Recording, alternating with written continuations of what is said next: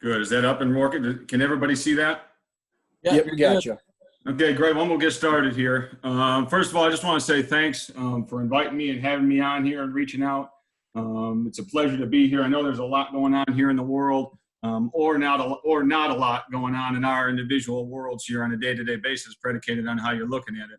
And it's only fitting that the great state of Wisconsin and the Wisconsin coaches and college coaches and everybody gets together and uses this time to get better and to help them grow professionally. And I want to thank you guys for reaching out.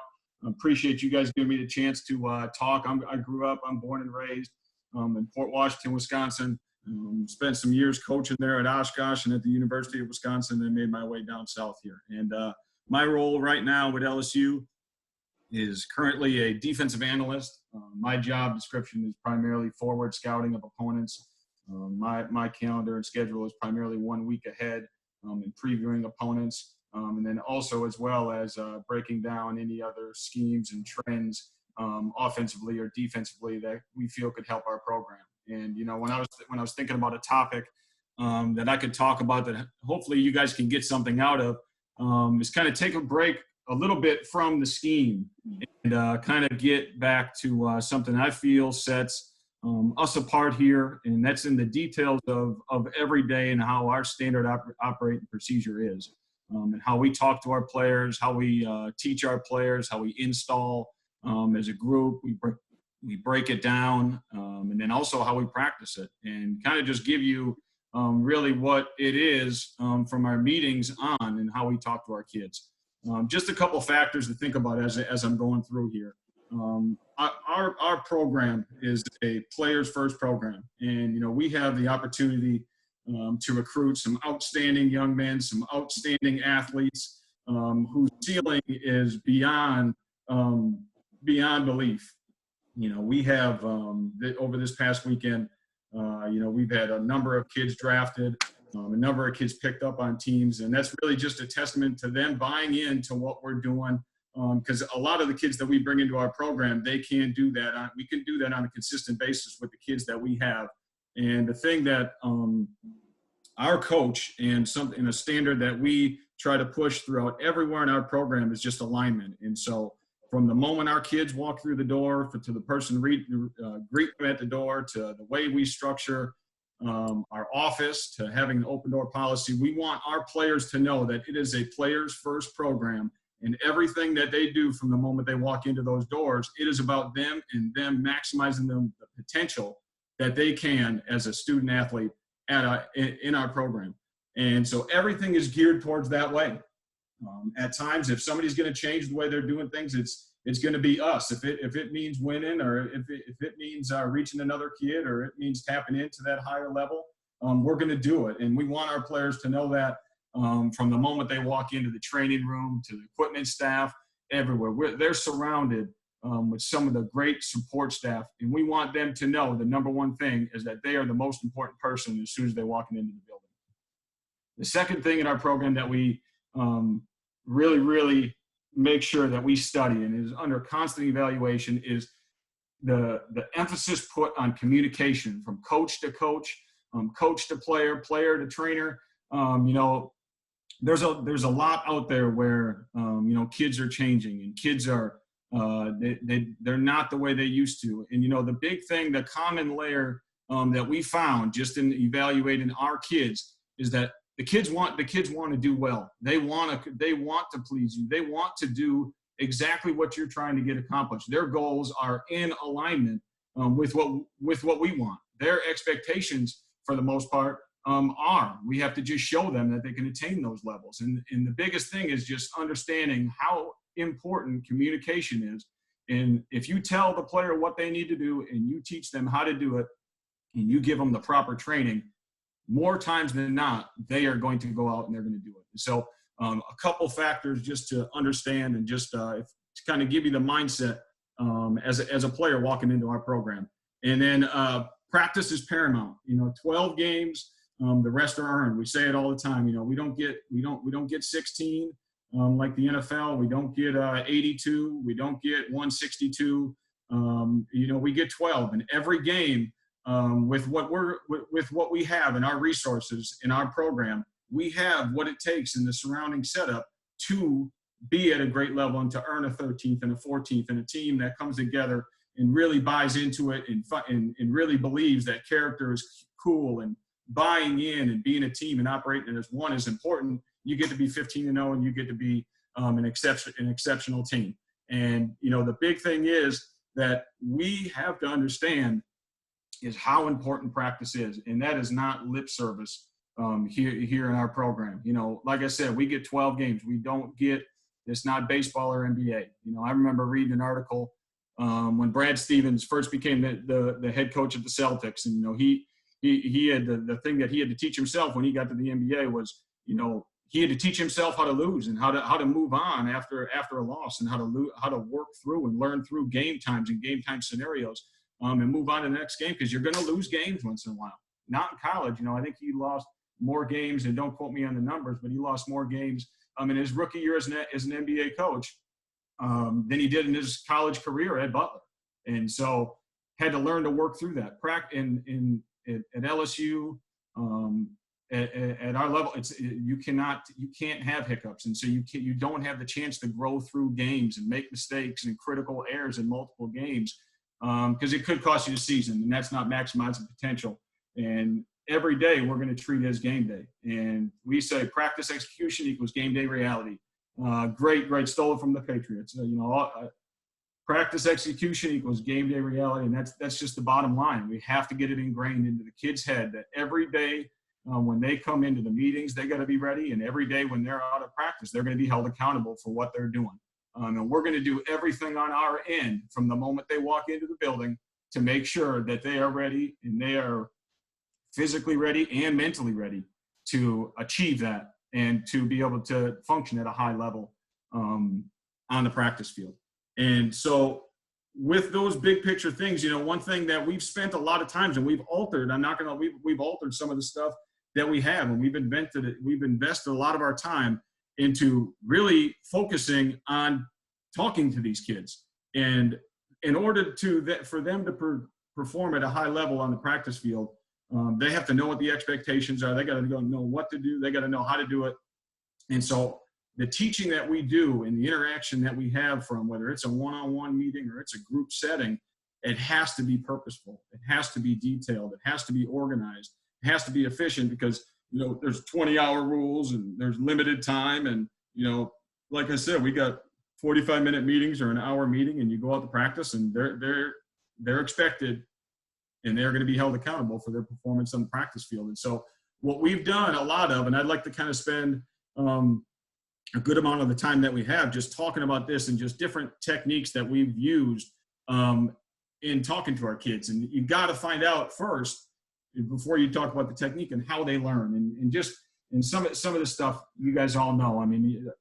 Whether you're a high school coach or you're a college coach, you're in your classroom no different in a football meeting room as an inclusive classroom. Everybody learns a different way. There's no right way to learn. There's no wrong way to learn.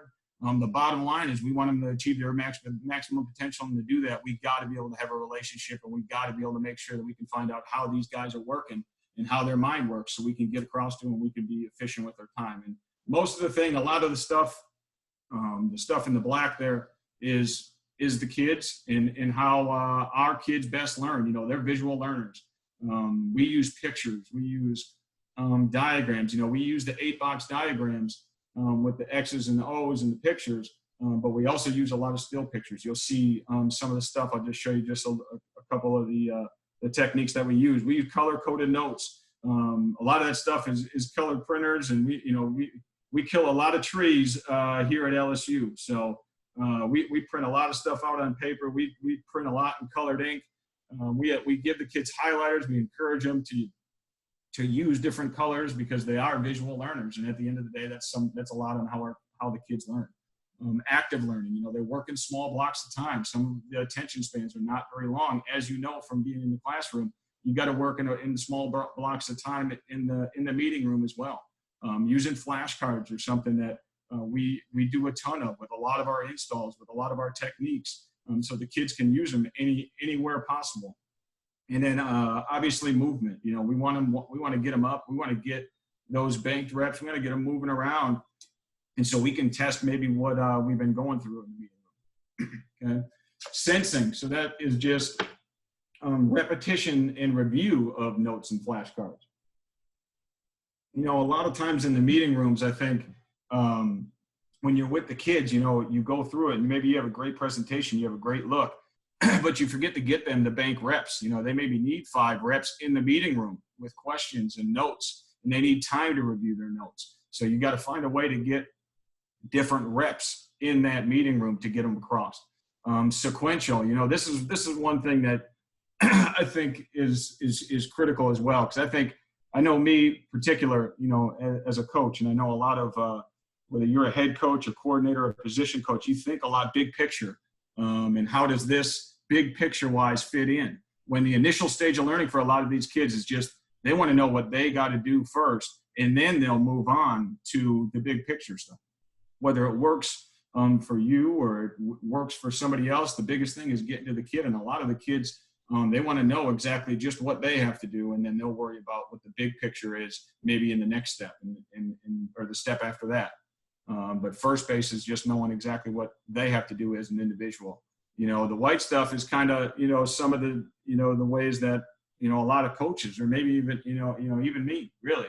And the global, relating it to knowledge and previous content, you know, same as teaching. A lot of that stuff, same as teaching, that works good for kids too. You know, it may work for them, but it you know, works for our kids at times. But reflective learning, create study questions, you know, applying knowledge, you know, a lot of times as we're going through and we're probably talking about scheme, or we're talking about something as coaches, you know, your mind's working and you're thinking of questions and how to apply that knowledge.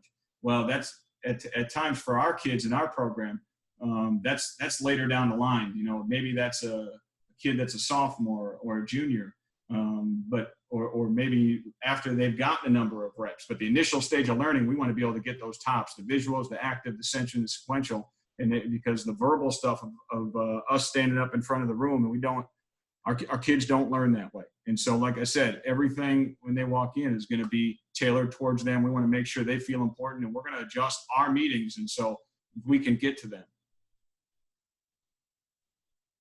And so with that, what we've kind of created is just our teaching progression. And some of this stuff, and a lot of this stuff, I'm sure you guys are doing. You know, all great coaches are great teachers, and I think that's the most important thing. You know, so much, you know, and we'll kind of back up this teaching progression, what it's kind of done for us as a program, and getting back to the alignment thing. You know, I think the coaching profession, and with the internet and with the accessibility to NFL film, other college film, online. I mean, you can start, you want to run any sort of scheme, or you want to run any sort of defense or offense or special teams. I mean, the sky's the limit. You can go out there and you can find what's good for you. In the scheme overload, and the hunger for being on that cutting edge and having the best scheme, is something I think that is very real right now in the coaching profession. And I think that what this has helped us do is to try to focus on the players, cut back, find out what they can learn, how to teach it to them. And if we can't go through all these steps, then we're just simply not going to put it in, because we're not going to waste reps at practice.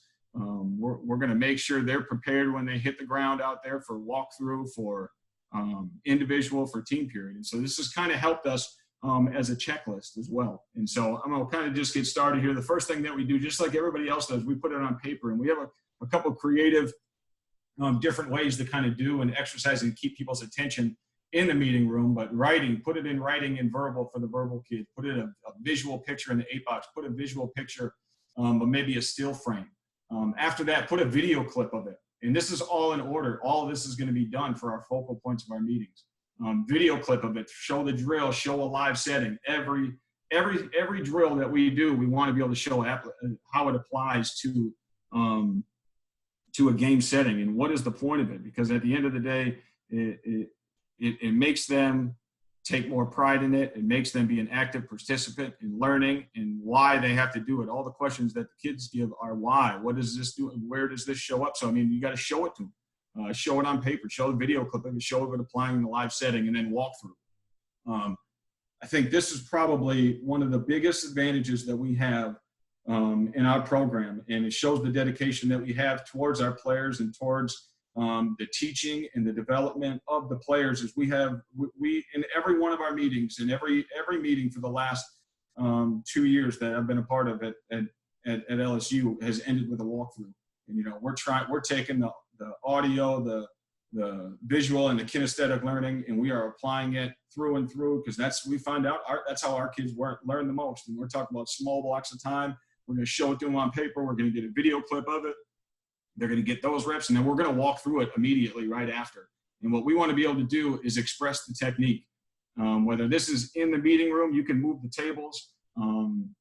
I'll show you our walkthrough room here in a little bit, which is an outstanding tool that we use, like I said, every day. But the big thing is just expressing the technique in the walkthrough, and that shows clear understanding that they understand what we're trying to get out of, the video clip's purpose, and then that they corrected the error. Our walkthroughs, we do so many walkthroughs, and we have a developed standard that our kids know on what tempo is a walkthrough and what is expected. They know everybody better be in a stance, everybody be operating within the tent, and you express the technique. What does that mean? If we say that, we want everybody to work a 2-to-1 power scoot. Hey, here's a base block and it's a turn. I want to go 2-to-1. I want to show that extension. I want to snap off the block, primary to secondary gap. Every single person is finishing. Okay, so they start a snap and they finish, and we hold them accountable. Our walkthroughs are a clear show of understanding and a clear buy-in that they are buying into the technique, and they show understanding of what we're doing in the meeting room. Okay, and then at practice, so we teach it in an individual period. They've seen it on paper. They've seen it in a drill prior to going on the field. They've seen it in a live setting on how it applies to the game. They've walked through it to show understanding, and then we're going to do it again. We're going to go out there. We're going to do it in an individual, and we're going to apply that skill or apply that knowledge in an individual setting and in a teachable setting.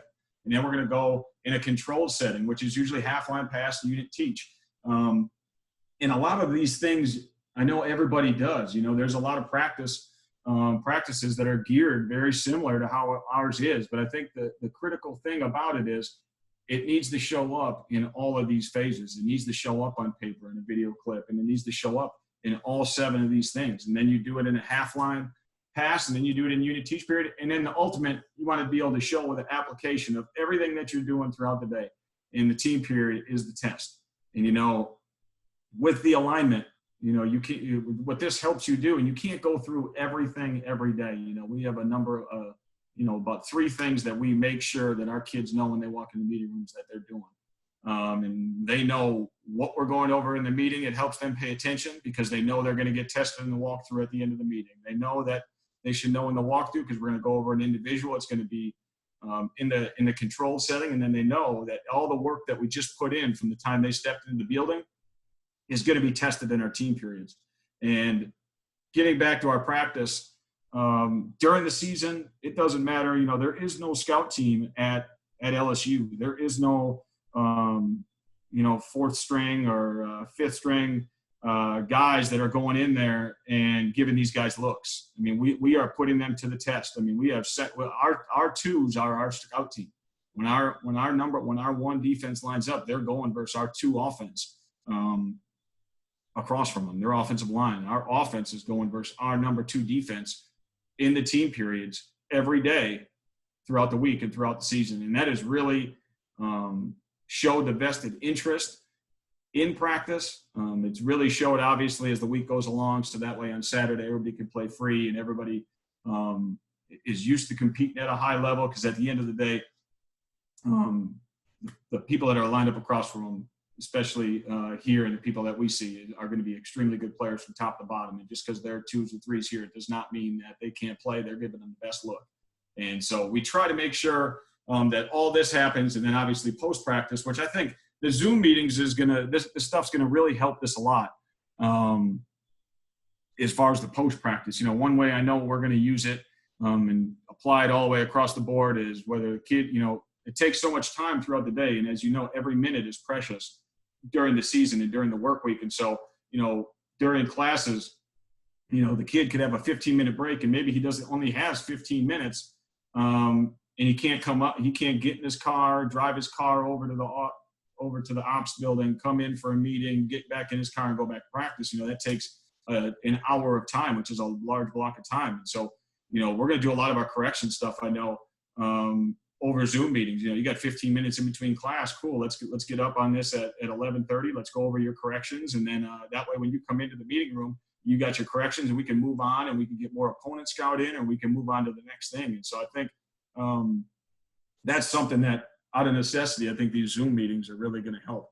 But once again, everything that we do is not going to 100% get accomplished in this, but we are going to try to find some way. And like I said, I think the walkthrough stuff is extremely important. One thing, whether it's in meetings or it's in practice, during special teams periods. I know a lot of you guys are probably position coaches on there in those meetings. If you're not, and you do have time, I mean, we're required to, from the top down, to make sure every time the kid is on the field, he's learning something, whether it's special teams, offense, or defense. And so you can sneak some walkthrough time in. You can sneak it wherever it is, pull them off to the side, and you can go through something, but make sure that you've walked through it, so that way they are ready, and they're ready to perform, be held accountable for what they're going to do in the team periods. So with that, I kind of just want to go through kind of what's some of the stuff that we do. And I know a lot of the stuff you guys probably do as well. It's nothing revolutionary. I think it's just that we just make sure that we do this every day, because it keeps us accountable. It keeps the kids accountable. And we start every day with a unit install. As a full team it goes, and then obviously we break up offense and defense, and we start with the big picture stuff. And this is all just the outline of the framework of what it is. And we feel it's good to get everybody in the same room. It's good to hear the coordinator talk in front and make sure that they know exactly what we're trying to get accomplished, and the finer points and the emphasis of what we're trying to get accomplished. We always put the terms in there, so the verb is in there. Communication, we want no gray area when it comes to communicating. So we're going to give them in all of our installs all of the vocabulary. And we do it positionally as well. We do a technique toolbox for our kids to know every word that we say. Nothing worse than you coaching a kid for 2 years, and it happens all the time. And it happens to every coach. If you've coached, it happens. You go up and you ask them a question and shit for 2 years, they didn't know what Fox and Post was. But you're like, Christ, we talk about Fox and Post every day, and how does that happen? It's at least right there to where if he wants to go back and he knows the term, make sure that our communication is on point. We're all singing the same song, and we're all talking the same language. And so after the unit, we go in and we do install of the day. And this is really where the breaking it up into small parts goes. And a lot of this stuff can be done in the off season. A lot of this stuff is done ahead of time. We've gotten a ton done. We switch staffs, not staffs, but we have a new coordinator here. And so we've done a lot of this kind of stuff, getting our kids ready for when they come back. And to be honest, for the Zoom meetings as well right now.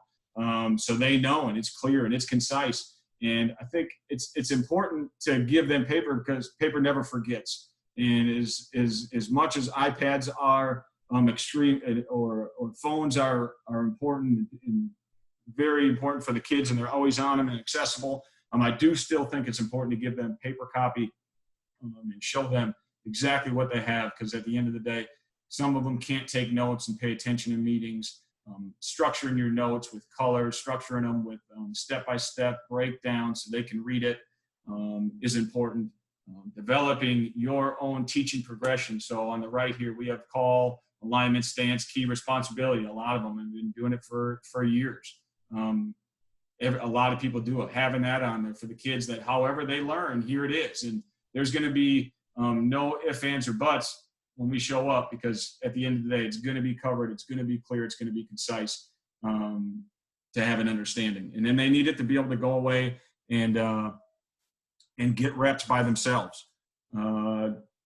After that, we do a unit, then we do our install of the day, which breaks down what the install exactly is. And then we also give them tips and reminders. I think this is important too. Once again, this is more work, and it doesn't always have to be on Visio. It doesn't have to be however it is. They got to be able to have something though, to put it on paper so they know what we're trying to get accomplished. Now, a lot of this stuff, we're only focusing on a couple things in these meetings. You know, we don't want to give them a million different things and then we go out there and there's a bunch of busts.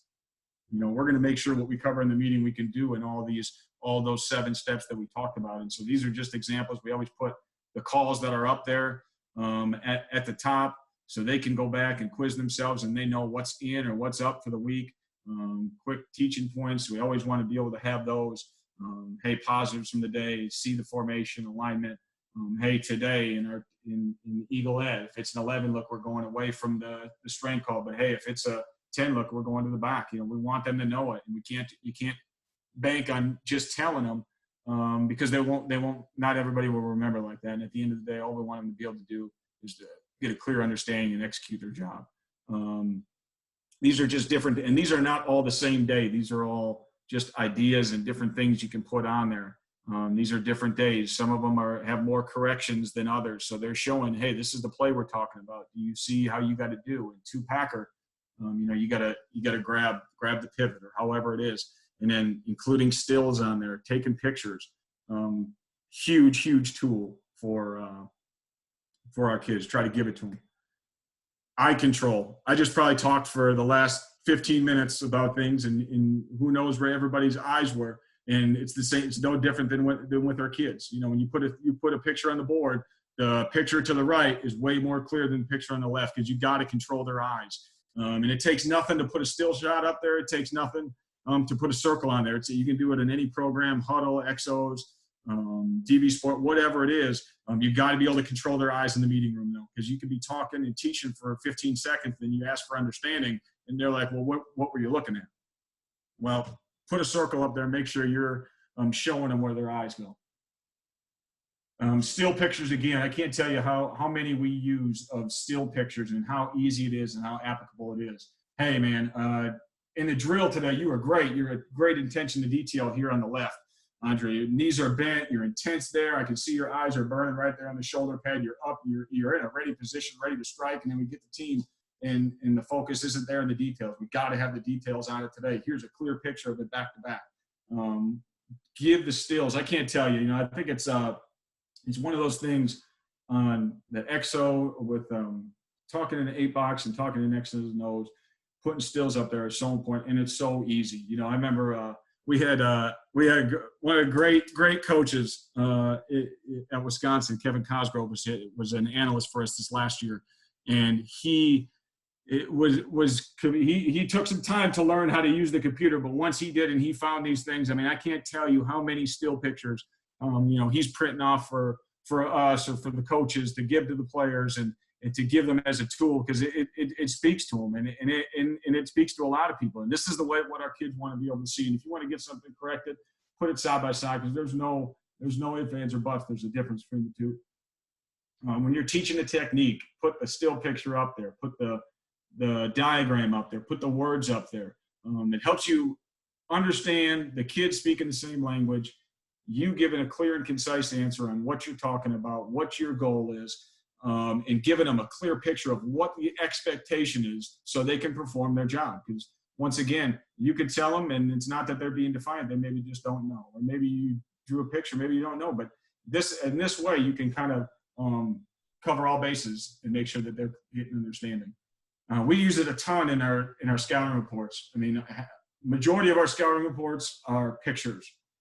And teaching football intelligence, I think, you know, it's no different. We do a lot of formation comparisons. No different than when you go into the bar and they got the pictures and you're showing, hey, what's the difference between this one or that one?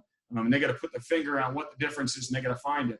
I mean, shoot, my 5-year-old boy, he's doing school at home right now. My mom's or my wife's wearing multiple hats and teaching them schoolwork, and I go in there the other day and he's doing that same thing. I mean, if they're doing it there, then we need to do it in our meeting rooms, and we need to show them and teach them to make sure they're seeing the formations, because when you put them back to back, it's similar. Hey, on the left, when he's tucked inside that tackle, it's run. But hey, if he is behind the tackle or if he's outside, that's a huge clear indication that he's getting out and that it's pass. So that's a huge head up. That's a huge study. That's one free pass rush, and we're going to take advantage of it. So to teach and get it across. Once again, just another slide of giving a picture in a still frame. And I put this one on here too, just to get NFL clips. NFL film is so available and so cut up and detailed. It's crazy. I mean, I remember, and I ain't even been coaching that long, but I remember NFL film, you couldn't get your hands on it. Now you go on Twitter, you punch in pass rush, they got stuff cut up for you. They got stuff. I mean, you could find anything online. You want anything scheme, you want to know what techniques people are teaching, you just go on Twitter. There's people leaking information everywhere in those avenues. You can find the information there. And if it helps, that's what the kids want to see. They want to learn from the people that they're working from. You want to show validation of a drill. You want to show validation of a skill or a validation of a technique. You want to keep their attention. Then put on some NFL film, and you'll get their attention.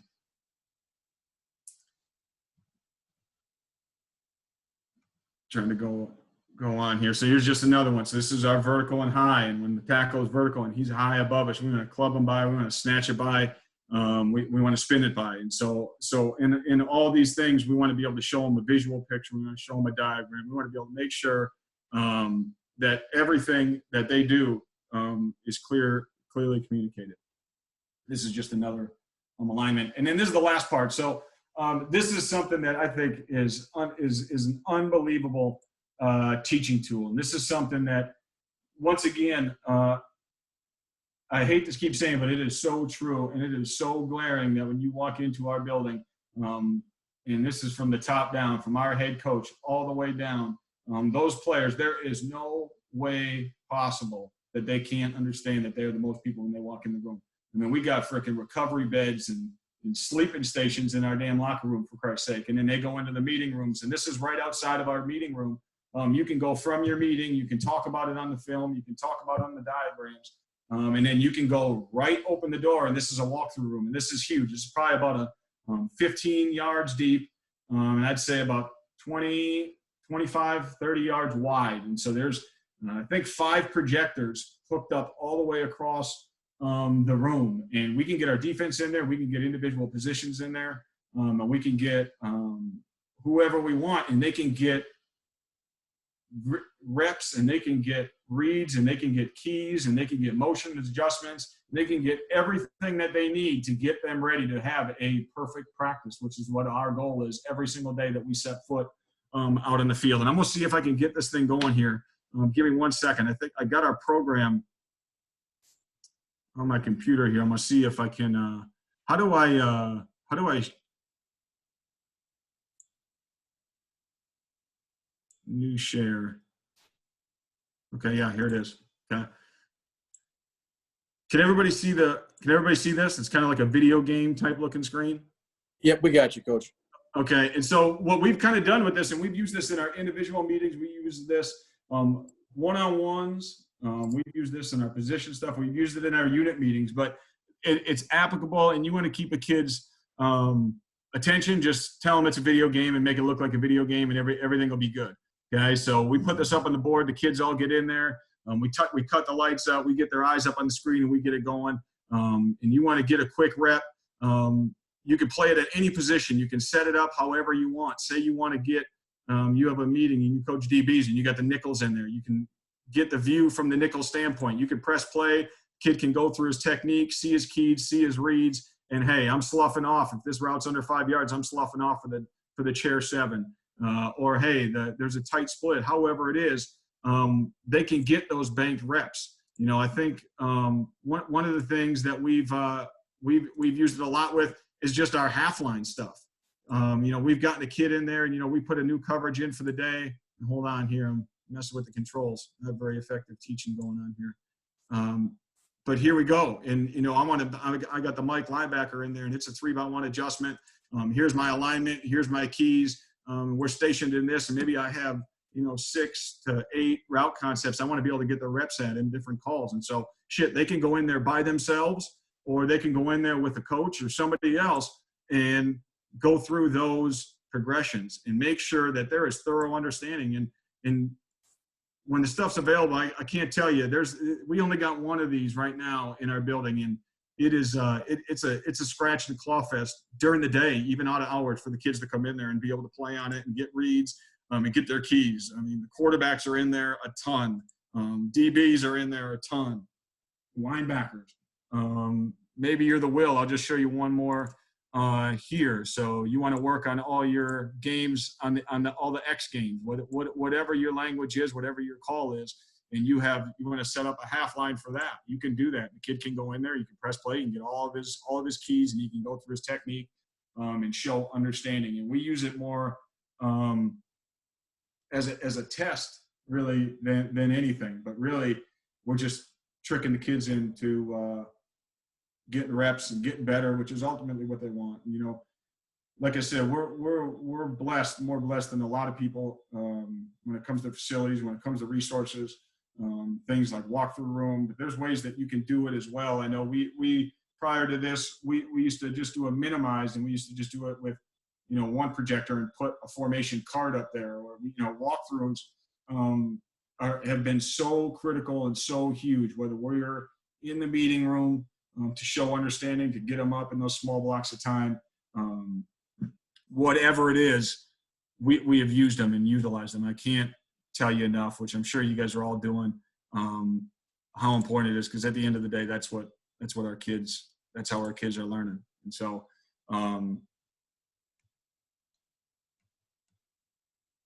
go here. I need to stop.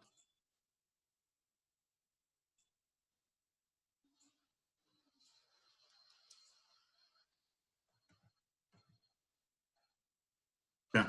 And so I guess really that kind of concludes it. I was going to show some film, but I just see the clock here, and looks like time's up. So You're good if you want to continue. If there's any questions or any thoughts or any questions or whatever it is, I guess you can shoot.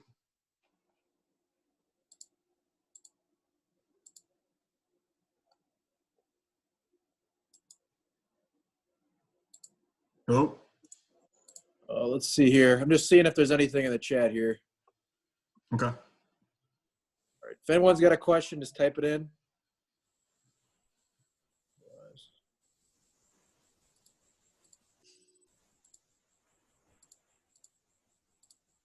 Yeah, I think we're good. I think we're good here. Thanks for coming on, Coach. I really appreciate it. Yeah, absolutely. I appreciate you guys having me. I hope you guys are all safe back there. And even though we're far away, you guys are always welcome down here. You guys want to come to a practice, or you guys are ever in the area, or you guys want to come around, just get my contact. It's online. It's probably should have had it up there, but there's easy ways to get a hold of me, and you guys are all welcome. Absolutely. Down here in Baton Rouge, that's for sure. And we actually had one question pop up here, Coach. Sure. Someone asked, can you talk more about the correction sheets? Yeah. So what we do on the correction sheets, and so we have our kids grade their practice, and they go back and they watch their clips. And it's not mandatory, but you can tell if they watch their clips or not. But we can monitor that.